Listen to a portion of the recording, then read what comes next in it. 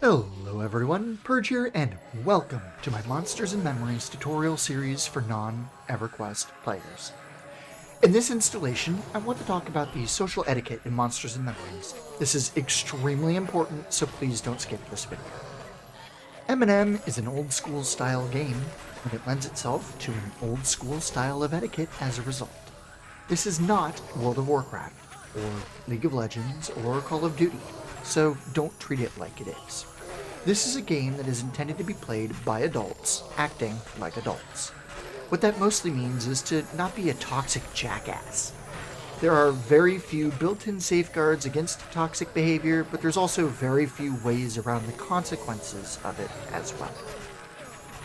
If you don't follow the social etiquette in MNM, you're going to be alienated. Nobody will want to play with you, and you'll either have to re-roll on another server, or maybe even have to quit the game. So as I said earlier, this is very important, so please listen up.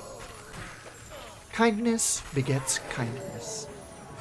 So first of all, we're going to start with something all kindergartners are taught. Kindness is a virtue. If you're kind to those around you in MNM, you will receive kindness in return. If you're a jerk, you're going to be treated like a jerk by a significant portion of the community. The way this all works is similar to karma, but in a much more immediate way. If you act like a jackass in OOC chat and throw a tantrum like a 5-year-old, you're going to get marked by the people who see that. Those people will tell their guildies and friends, and you're very quickly going to be alienated on the server. MNM is kind of like a small town in real life. Everybody knows everybody.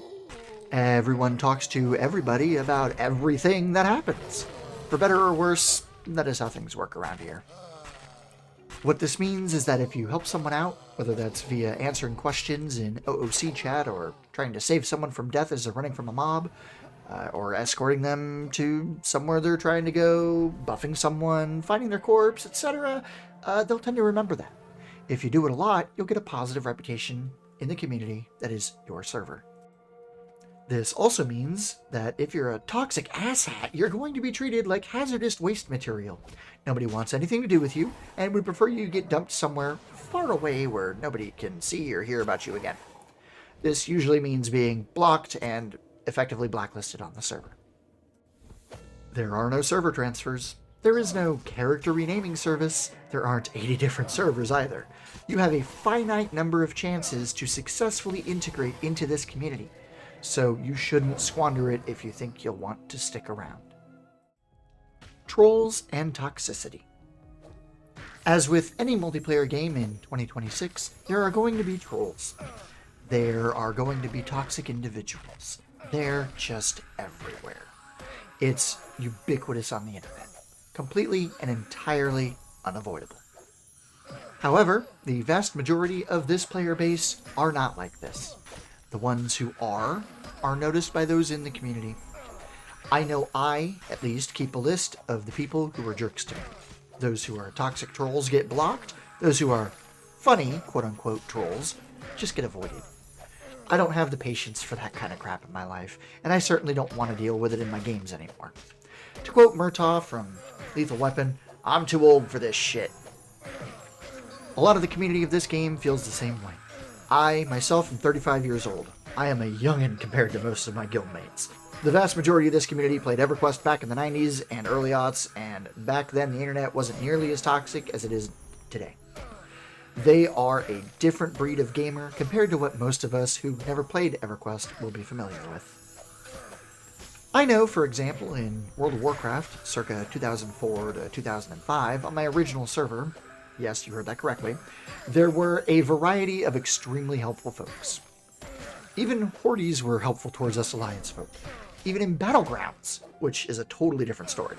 It was a truly unique and lost experience.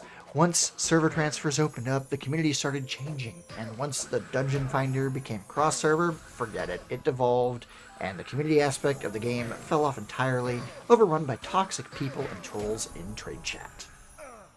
This game doesn't have all of that. This game is an ode to a simpler time. Back when your actions had consequences and you couldn't throw $20 at the developer to circumvent those consequences. You either change your ways or you're going to have a bad time here. The moral of this is that if you're toxic in MNM, you're going to find it harder to find groups, making everything a slower and far more difficult process. Just behave yourself. If you can't behave yourself, then this may not be the game for you. Don't steal camps. Alright, y'all. I gotta level with you. I have accidentally done this before I knew better. That is why I'm talking about this here. Once I knew better, having it done to me is infuriating beyond all belief. A lot of people on the Crevea public test server have seen my characters raging about people strolling into my camps. I get very aggressive about it because I've had camps stolen from me a lot. By the way, this game is largely governed by what the devs call the Play Nice policy, or PNP, which consists mostly of outlining camp ownership and priority, as well as what is considered disruptive and therefore illegal within the context of the game rules. What this means is that stealing camps is a serious violation of the rules of the game and can need to be reported to a GM and having disciplinary action taken upon you. Similarly, filing false claims or attempting to weaponize the devs on someone else may lead to disciplinary action on the reporting party. So, as I said in the previous video, don't abuse the devs' time. They do not appreciate it. In effect, if players are actively engaging or are clearly waiting for mobs to respawn in an area, they have an established camp there. Extended AFK periods or leaving the area would make you lose your priority on the camp. If you see an established camp, whether or not a campfire exists, do not steal mobs from them. That is against the rules. If you do this multiple times, you're very likely going to wind up reported to a GM and may end up receiving disciplinary action. This especially includes training people intentionally in order to overtake their camp. That's the one thing I heard a GM say that they permabanned someone for in the public test phase. So do not train intentionally. That's the worst possible thing you can do. Most trains, however, are incidental, so unless you're well off the beaten path, don't just assume a train was intentional. Once again, this can generally be boiled down to, don't be a jerk. Resource node etiquette. Alright, now for a topic near and dear to my dwarven heart, resource node etiquette. In MNM, resource nodes are things like mining nodes, flower nodes, wood piles, etc. There may be more such nodes added in the future for all I know, so just understand that in general, it is a world object that you can interact with as long as you have the correct tool that, when interacted with, yields some sort of resource like ore, wood, flowers, and whatnot. This is a very simple and therefore short thing to discuss. I will directly quote the Play Nice guide here. Resource nodes, mining, herbs, etc., are first come, first served, and cannot be camped. What this effectively means is that if someone beats you to a node, you've lost it and should move on to the next one. Nodes are not client-side like in Final Fantasy XIV. They are static and everyone can hit them all at once. If you do that to people, though, you're going to get a bad reputation. Even if this isn't technically against the Play Nice policy, it's absolutely rude. Effectively, if someone runs to a node you're aiming for and stops in front of it, you've lost the race, whether or not they're actively gathering it, as they may need to swap out their weapon for their tool first in order to gather it. Once again, it basically boils down to not being a jerk. Sensing a theme yet? I want to thank GM Trent for clarification on this topic, as I had actually thought it was a reportable offense if someone did this over and over again. I'm glad I got clarification and did not push forward with that erroneous assumption. Looting rules in groups. First and foremost, I want to point out that there is no baked-in loot rule system to the game. Unlike WoW or FF14, where there are various loot rules like Round Robin and Master Looter, there is none of that in MNM. Instead, we need to behave like civilized adults. Resist the inner loot goblin within you. Don't ninja things from others. Doing so is an extremely quick way to earn a bad reputation on the server. I've already explained what bad reputation leads to, but it bears repeating. You're going to be alienated, find it more difficult to find groups, and harder to progress through the game in any fashion. The quickest way to wind up in that situation is probably by being a loot whore. Every single person in the group has access to loot every single corpse your group kills, and after 5 minutes of a corpse laying on the ground, everyone gains access to that corpse. Effectively, this means you have 5 minutes to work out who is looting what, whether that's via rolling or targeted distribution, etc. Money is automatically distributed by the system though, so no worrying about that. Now, in general, with the exception of magic items dropped by named mobs and the like, normal monster drops are typically just looted in turns, but not necessarily in order. Oftentimes what I do is I'll see a pile of corpses on the ground, maybe 5 to 8 of them, and I'll stop what I'm doing to loot a few or all of them. Then I won't loot for several more minutes, usually 5 to 10 minutes or so.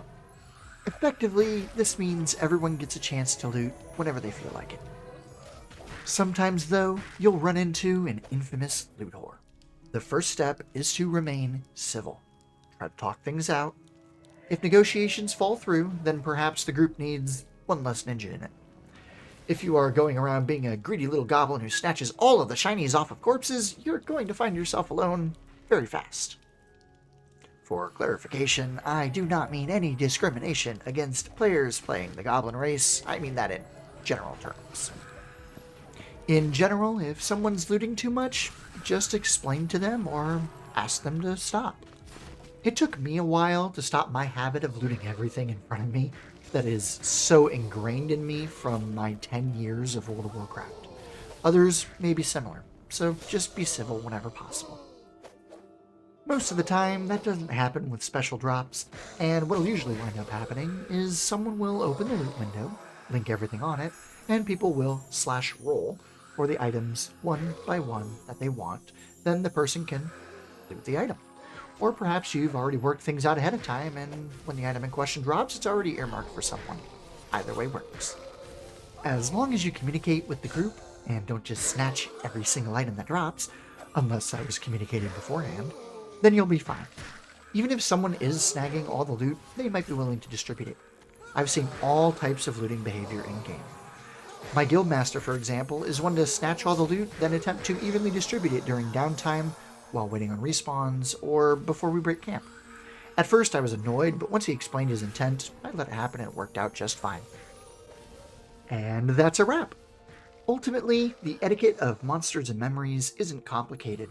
It's just different from what is expected in most modern games, because most modern games have safeguards against many common friction points amongst players, such as loot rules. Ultimately, it all kind of comes down to treat others how you would like to be treated. Be civil. Communicate with others. Don't be a jerk. And don't steal from people. Pretty simple stuff that most kindergartners were taught when I was growing up in the 90s that I feel is sorely lacking in modern games. This is the single most important feature of this game for me, and why this game is so dear to my heart. Let's all please just be civil and behave like proper adults. If we do that, we'll all have fun in Aetherill. Now, as always, it's time to please the algorithms. Please like and follow on Rumble, like and subscribe on YouTube, and leave me a comment on your platform of choice as to what you thought about the video. Did I miss anything important? Do you perhaps disagree with me on something? Let me know, but remember, be civil. This video marks the end of the prologue of this tutorial series. Starting with the next video, which is titled How to Quickly Get Started in MNM, we will be diving into more gameplay-oriented topics. The next one will have a focus on how to best spend your first few hours on your first character in Monsters and Memories. So, look forward to it.